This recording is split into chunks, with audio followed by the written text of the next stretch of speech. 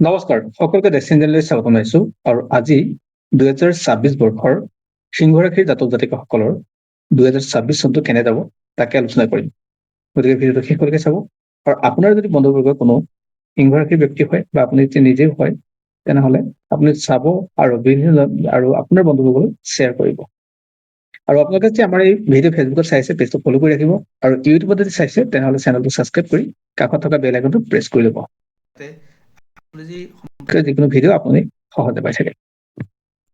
2026 বৰ্ষ নতুনত্বৰ ভৰা হ'ব সিংহ ৰাশিৰ ব্যক্তি। অৱশ্যে সিংহ ৰাশি বুলি নহয়, প্ৰত্যেকজন ব্যক্তি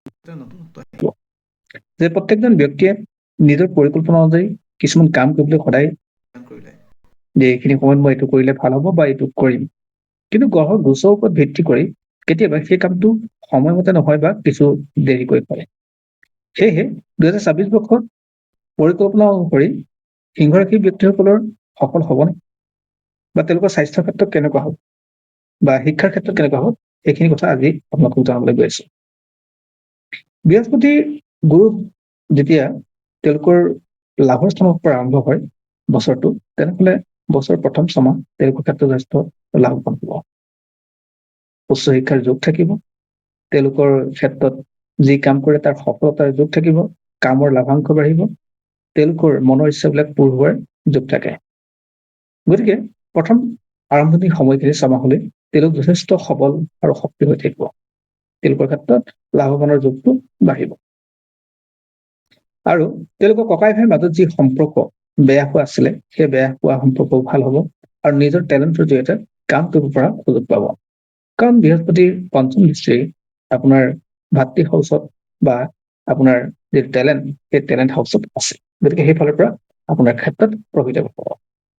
আৰু তেওঁলোকৰ পঞ্চম হাউচত সাধাৰণতে পূৰ্বৰ পৰা মংগল বহি আছে আৰু লগতে বুধ শুক্ৰ এই গ্ৰহকেইটা বহি আছে আৰু বৃহস্পতিৰ যেতিয়া দৃষ্টি আছে ডেফিনেটলি কিছু ক্ষেত্ৰত প্ৰেম বিফল হ'লেও আল্টিমেট তেওঁলোকৰ প্ৰেম বা ভাল পোৱাৰ নতুনত্ব আহিব বা পূৰ্বতে সংঘাতবিলাকো আছিলে সেই সংঘাতবিলাকো তেওঁলোকৰ কমিব।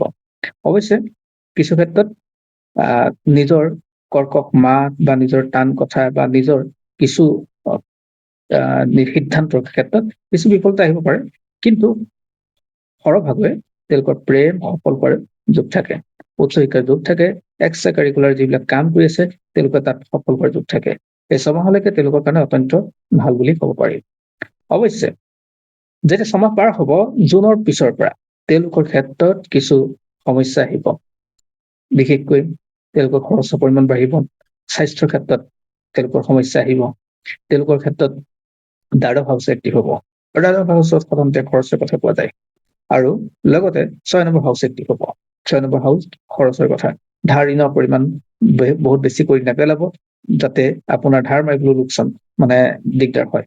গতিকে এই কথাখিনি আপোনালোকে মন কৰিলে যথেষ্ট ভাল হ'ব। আৰু তাৰোপৰি তেওঁলোকৰ চতুৰ্থ হাউচ এক্টিভ হ'ব আৰু চতুৰ্থ হাউচত এক্টিভ হোৱাৰ লগে লগে মাতৃৰ স্বাস্থ্যৰ ক্ষেত্ৰত কিন্তু কিছু ভাল হ'ব। যদি মাতৃৰ যদি গা চা বেয়া আছিলে সেয়া ভাল হ'ব আৰু যিসকলে ব্যৱসায় কৰি আছে প্ৰপাৰ্টিৰ লগত তেওঁলোকৰ ক্ষেত্ৰত যথেষ্ট ভাল হ'ব। অৱশ্যে শনিও অষ্টমত থকাৰ কাৰণে কিছু ক্ষেত্ৰত ভৰি হাত দুখ পোৱা বা কঁকালৰ তলৰ খিনি তেওঁলোকৰ স্বাস্থ্য অলপ অৱনতি ঘটাৰ সম্ভাৱনা থাকে। গতিকে সেই ক্ষেত্ৰত অলপ মন কৰিলে তেওঁলোকৰ কাৰণে 2026 বছৰটো ভাল হ'ব। আনহাতে তেওঁলোকৰ ক্ষেত্ৰত লগ্নৰ যি গৰাকী সেই গৰাকী হ'ব যিসকলৰ সিংহ ৰাশি, তেওঁলোকৰ লগ্ন গৰাকী যদি সিংহ বুলি কওঁ তেনেহ'লে তেওঁলোকৰ ক্ষেত্ৰত উচ্চ শিক্ষাৰ যোগ বা তেওঁলোকৰ হাইস্কুলীয়া যি শিক্ষা সেই শিক্ষাখিনি তেওঁলোকৰ কাৰণে ভাল হ'ব। আৰু মংগলৰ প্ৰভাৱ থাকিব ভাগ্যত, ডেফিনেটলি মংগল আৰু পঞ্চম হাউচৰ সংযোগ হৈ আছে।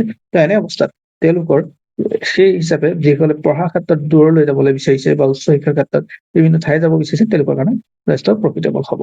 আৰু লগতে তেওঁলোকে যিসকলে এডুকেশ্যন চেক্টৰত কাম কৰিছে তেওঁলোকৰ কাৰণে ভাল হ'ব। অৱশ্যে এটা কথা নিশ্চিত যে যিসকলৰ সিংহ ৰাশিৰ কথা কৈছো, যে যিসকলৰ সিংহ ৰাশি তেওঁলোকৰ ক্ষেত্ৰত চন্দ্ৰৰ স্থিতিয়ে তেওঁলোকৰ কৰ্মস্থান আজি এইটো কাইলৈ সেইটো কৰি থাকিব।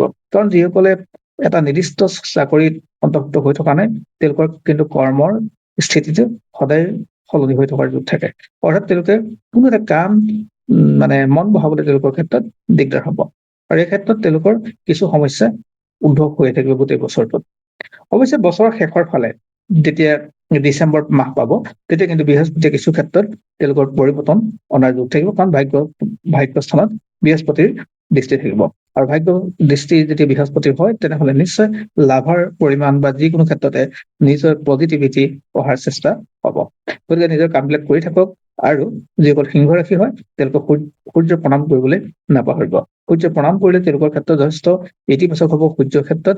আৰু গুৰুৰ ক্ষেত্ৰত তেওঁলোকে বৃহস্পতিবাৰ দিনটো বিষ্ণু মন্দিৰ দৰ্শন কৰিব পাৰিলে যথেষ্ট শুভ হ'ব। গতিকে এইখিনি সময় তেওঁলোকৰ কাৰণে যথেষ্ট শুভ হ'ব, আৰু নতুন বছৰ নতুন পৰিকল্পনা তেওঁলোকে আগবাঢ়িলে তেওঁলোকৰ কাৰণে কামবিলাক সফল হোৱাত সহায় হ'ব। 2025ৰ পৰা মে' মাহৰ পৰা যিহেতু বৃহস্পতি আছে তেওঁলোকৰ লাভৰ স্থানত, সেয়েহে জুন মাহৰ 2 তাৰিখলৈকে তেওঁলোকৰ ক্ষেত্ৰত লাভৰ যোগ থাকে। এইখিনি তেওঁলোকৰ ক্ষেত্ৰত আজিৰ ৰাশিফল, মানে 2026 বৰ্ষ।